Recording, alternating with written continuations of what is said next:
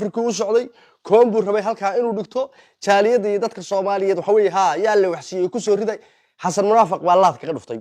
South Africa tagay dagaal buuna hadar iclaamiyay wuxuu yiri waa dagaalamaya bismillaahir rahmaanir rahiim salaamu alaykum wa rahmatullaahi ta'ala wa barakaatuh kulatu waanu wanaagsan nabadda Soomaaliyeed goob kasta iyo goor kasta joogtaan waa barnaamijkeena iftiiminta xaqiiqooyinka in dhawaad hawadeen ku kala maqnayn eegay waxa soo xasuustay heestii oran jirtay bariga kala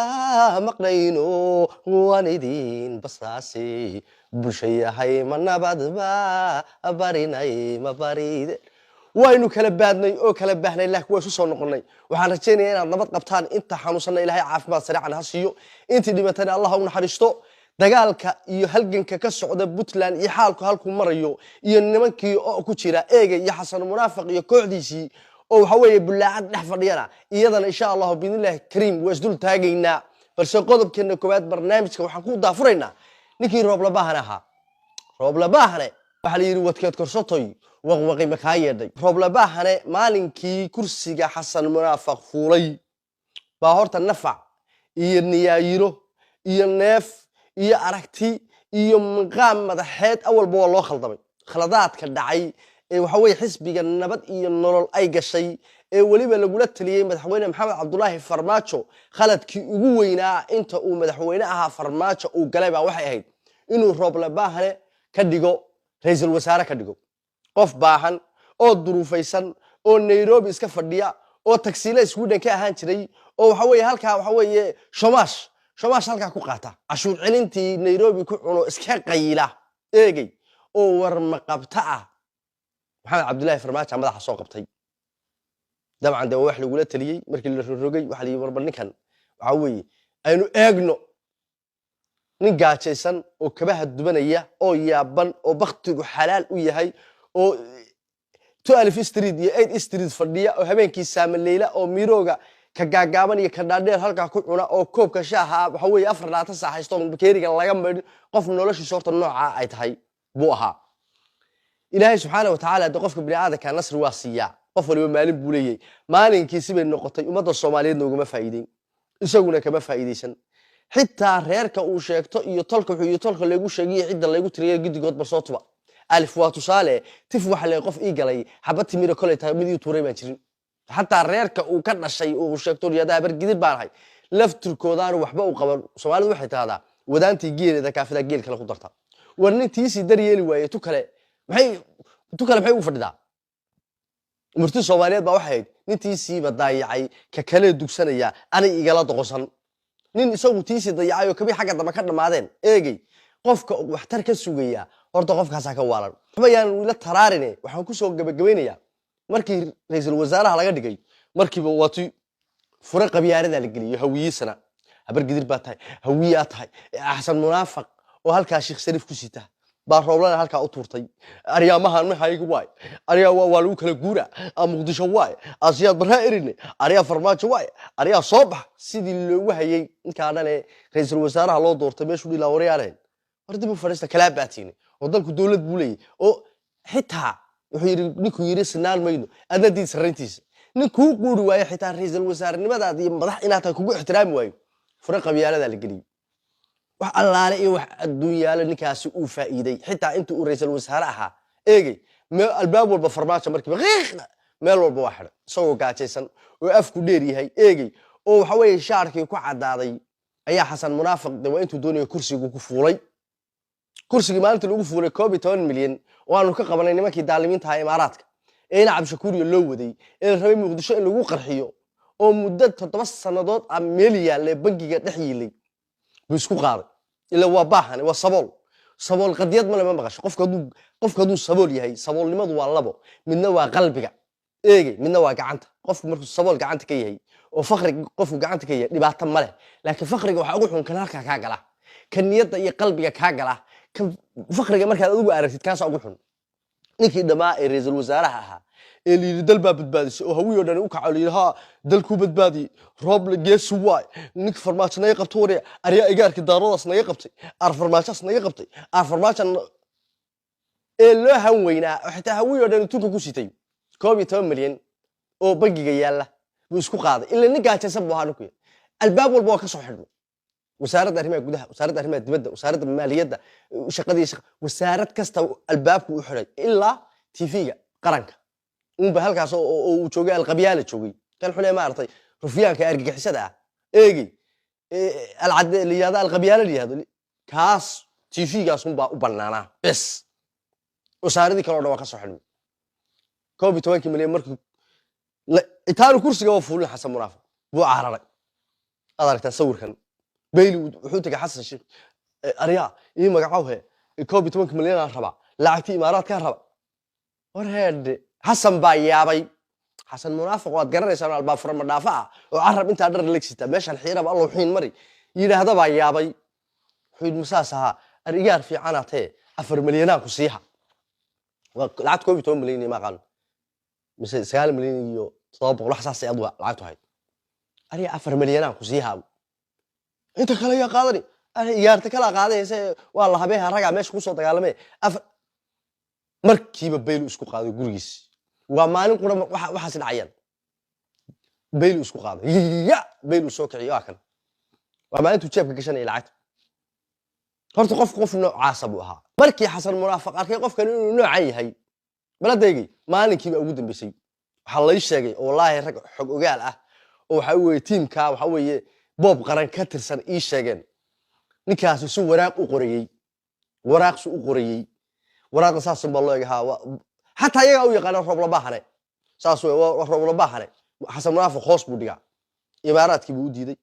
tii Nairobi buu u diiday safaaradu u codsanayo waa ra'iisul wasaare dhan ummad Soomaaliyeed u soo maray safiir markaad han lahayn oo qab lahayn oo waxaan aadan u dhalan oo aadan baran dibkaas ay leedahay qab ma leba nin dhan oo ra'iisul wasaaraha ummadda Soomaaliyeed soo maray oo ra'iisul wasaare loo u yeedhay magac ba u yeedhay ra'iisul wasaaraha ummadda Soomaaliyeed safiir Nairobi buu raadinayay safiir wuxuu raadinayaa imaaraad ah baladeegi wixii oo dhan bay waa laga qashaafo hoos baa loo dhigay ugu dambeyn wuxuu yiri war guriga kirada guriga laga baxo kirada gurigana waa loo diiday hadaba maxaa dhacay South Africa kombo dabcan uu qaato roob la baahna kombo dadka South Africa jooga baladeegi ee Soomaaliyeed cid walba eegi qabiilkay doonaan ha noqdeen dadka Soomaaliyeed ee jooga South Africa ee hamaasha maarta buu u tufakaray wuxuu yiri war sida tarxal maaha bal halka yaa la waxsi Sooriyo oran mayne Sooriyo waxa la yiraahdaa nin dalka wuxuu qabtayo dadka wuxuu qabtayo gobaho qablo oo halle oo macnaha ama wasiir ha noqdo ama waxa weeye YouTuber ha noqdo ama ra'iisul wasaare ha noqdo ama madaxweyne ha noqdo ama xildhibaan ha noqdo qof ummadda Soomaaliyeed magac iyo masab iyo maamuus ku leh markuu meel tago eege ama nin tulkii Sooriyay waa loo qaateen ninka ra'iisul wasaare ummadda Soomaaliyeed buu mar soo noqday inuu iimaalaw yahay dadka Soomaaliyeed oo dhanba dalka Soomaaliyeed meeshu dhigana waa loogi kombo qaatay qof qorfad xasaas uu eegay waxa loo dalbay fiisihi inuu dadkayga san soo bariyay abu ilaahay inaad rabtaa waxba iyo ogoleen igu dhufo waxa weeye fiisa ii dalb wasaaradda arrimaha dibadda fiisi baa loo dalbay James Wan baa yimi wuu la kulmay 2 saac kadib qoraalkan uu soo qoray wuxuu leeyahay dalku wuxuu u baahan yahay doorasho qof iyo cod dalku wuxuu u baahan yahay doorasho wadar ogola wixii aan shalay diiday maanta ma ogolaanayo who are you waxaan shalay diiday maxaa diidi kartay shalay maxaa ogolaan kartay nin baa ku khaldamay oo meesha ku keenay inaad madaxa ilaa iyo lugaha caloolku ah qof aan waxba deeqayno iimaan laawa oo saboola inaad tahay markii lagu arkay albaab boo laga soo xidhay eegi maxaad qabatay waxaan shalay diiday maanta ma ogolaanayo buu soo qoray xasan munaafiq saas uu eegay saas abiya markiiba waa loo geeyay warqadii wasaaradda arrimaha dibadda la xabay noloshadii ogolaashaha warqadda ogolaashaha bixitaanka safar baa laga kansalay baasaboorkii Swedish ka ahaa ee uu taksiilaha ku hayay Nairobi garaabada kaga cuni jiray eegi 8 street waxaan roble 8 street 12 ku fadhi jiray 9ka iyo 12ka iyo dadka reer Nairobi ee muqayiliinta waa garanayaan waxaan waa iska nasri way adoo halkaaga iska fadhiyo hadaad doonto kombo biir cabaya eegi baa ilaahay madaxweyne ka dhigi kara soo moog haniyad sabina dadkiina ma taqaanaayay noloshu ku adag tahay haniyad sabina roob laba isagoo baan ku yiri miiro diiranaya miiro isagoo diiranaya oo koobka shaaha loo keenay 4 saac ka hor hor yaala baan ku duqsuusa u wareegayo baa ra'iisul wasaare loo magacaabay waxaan waa iska nasiib way laakiin ina ka faa'iideysan weydii jaaniskaas doqoniina ku ah baladeegi waa soo baxay wuxuu yiri meeshii South Africa aad qabat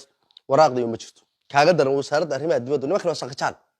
boob qaran xasan munaafiq iyo kooxdiisu waa saqajaan waxay soo dhigeen macal baasaboor lambarkiisii bay soo dhigeen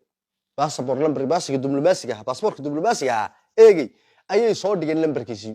ra'iisul wasaaraha magaciisa maxamed xuseen rooble baasaboor ID number bla bla okay halka yaala waa official xagee lagu arkay nin siyaasi baasaboorkiisi ID saxda dibadda la soo dhigay baasaboorka waa dadan dawladnimo iyo dhaqankeeda iyo waxa weeye haykal dawladnimo iyo nidaam iyo sharaf midna aan aqoon laakiin ninkii jiray wixii cadaab geera ay ka tay waxaas oo dhan waxaa nagaasiyay oo ummadda Soomaaliyeed gaasiyay waa farmaajo wallahi oo billahi Allah farmaajo haddii maalinkii waxa weeye doorashada loo socday wasaqda xun ee dadka ku dirisay Fahad Yaasin kow ka yahay ag iskaga qaban lahaa nimanka daalimiinta xildhibaanada iimaan laawayaasha ay leen daliya dad iyo xildhibaan rajo kaba leh waxay doonayaan uu siin lahaa ilaa lacag waa haystay farmaajo bilaa lacag ma hayn uu kontooyinkooda ugu shubi lahaa maanta wax badan ma loo badbaadi lahaa farmaajo wuxuu yiri cimri tagayb ku sagootin maayo anoo intaas oo sano dadka hantidooda ilaalinaya hee anoo intaas oo sano waxa weeye qaranka Soomaaliyeed ilaalinaya haye maanta laalush bixin maayo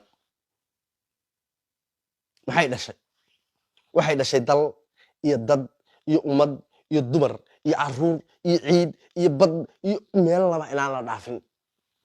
maalinka 40 milyan ama 50 milyan ama 25 milyan ummadda Soomaaliyeed ka baxda maanta dal baa badbaadi lahaa farmaajo dad baa badbaadi lahaa farmaajo eegay ummadda Soomaaliyeed hantidooda lama cuneen dadka Soomaaliyeed lama laayeen gabdhaha Soomaaliyeed lama xaraasheen eegay qaranka Soomaaliyeed ma burbureen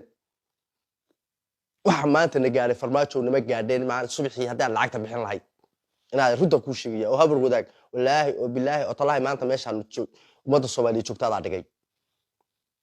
adiga sababba u tahay baan ku bixin maayo waxba bixin maayo laaluushku waa xaaraan maxay ku yimaadeen meesha marka lacagtii diiday bay iyagu bixiyeen aka maanta dalkii waxay sababtay eegay maanta dalku meeshu joogo in waxa weeye maalinkii aad ka tagtay dalka dal iyo dad iyo han iyo qab iyo sharaf iyo karaamo gudaha iyagu iska dulsanaan aan u saaysan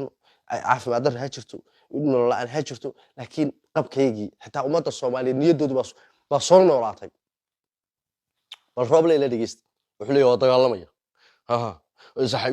wees ogyihiin mid kale inay wada iimaan la yihiin wuxuu leeyahay qolada iimaan kala ayd waa isla iimaan la nahay buu leeyahay muqdisho isugu tageynaa habar gidir iyo abgaal baan loo kala baxaya warjeeftan iska dhigayaa buu leeyahay balaadeeyay habar gidir maxaa ku darsatay maxaa siisay bal ila dhigeyst kan maalmahan dhacayay social media looga hadlayay dadka waa isqaanaan madaxda waa istaqaanaa qofka hadduu iimaan qabo qofka kalena oo iimaan qabo waa xisaabtami karaan laakiin haday kala iimaan duwayeen ma xisaabtami karaan marka waxaan leeyahay marka xagga tago saaxiibaday waa u tagayaa waana la xisaabtamayaa kuwii dhibka geystayna in aysan dadka u dawladeyn ay dawlad ula dhaqmaan sida dawlad laakiin aysan u dawladeyn ayaan rajaynayaa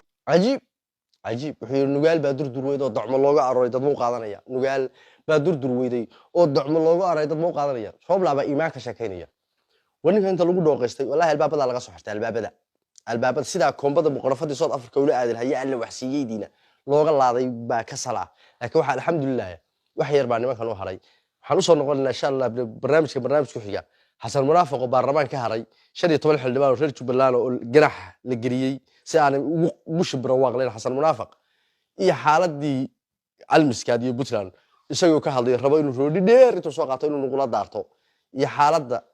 أرجع حسدي داعش تمشي مع تمر يسوي ده يكشران سيشر قريب ناس والسلام عليكم ورحمة الله